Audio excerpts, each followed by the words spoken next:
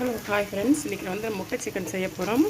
அதுக்கு பார்த்தீங்கன்னா சீரகம், சோம்பு, கொஞ்சம் வெங்காயம், பச்சை மிளகாய், கருவேப்பிலை எல்லாம் போட்டு நல்லா இப்படி வதக்கிக்கணும். பாருங்கள், ஒரு 5 முட்டை எடுத்து உடச்சி ஊற்றி வச்சுருக்கிறேன். அப்புறம் பார்த்திங்கன்னா சிக்கன் வந்து பொரித்து வச்சுருக்கிறேன். இப்போ நல்லா வெங்காயம் நல்லா இதான உடனே நம்ம வந்து இந்த உடச்சி ஊற்றிருக்கிற முட்டையெல்லாம் இதில் போட்டு நல்லா வதக்கலாம்.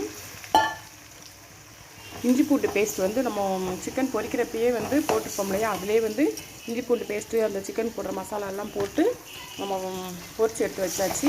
இப்போ இதை நல்லா வதக்கலாம்.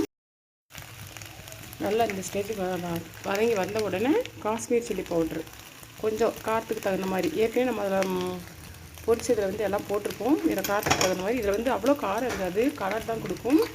காஷ்மீர் சில்லி கொஞ்சம் போட்டு இதை நல்லா வதக்கிட்டு நல்லா வதக்கணும். இப்போ பாருங்கள், நமக்கு வந்து நல்லா கொஞ்சம் கலர் சேஞ்ச் ஆகி நல்லா வந்து முட்டை வந்து நல்லா பொழுன்னு வந்துருச்சு. இப்போ நம்ம இந்த சிக்கனை போட்டுடலாம்.